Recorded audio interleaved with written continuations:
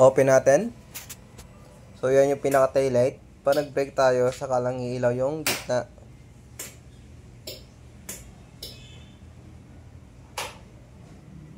Hazard.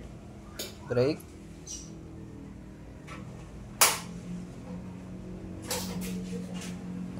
Signal light sa left. Signal light sa right. So ito mga paps, no, yung sa connector ng dual contact natin. Ito yung papuntang sa accessory wire o sa positive. So yan, nilagyan ko siya ng diode, tapos sinolder ko na lang para mas matibay. Tapos ito, shrinkable tube. So ang purpose itong diode is para mas matagal mapundi yung ilaw natin. Kasi kapag naka dual contact, laging dumadalo yung kuryente niyan eh. So pag may diode, ibig sabihin kapag pumasok siya dito, hindi na siya babalik doon sa yan, yung silver na yan, yan yung parang pinaka filter or harang niya. So kapag pumunta doon yung kuryente, hindi na siya babalik. So yun, optional lang naman kung gusto nyo. So ito mga paps, nakalas ko na yung sa taillight natin.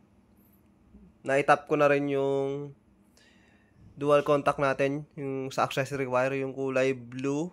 Diyan ko siya tinap. Accessory wire. Tapos, yan. Yung wire niya papunta dun sa signal light. So, ito dito mga paps, makikita nyo, meron niyang color blue.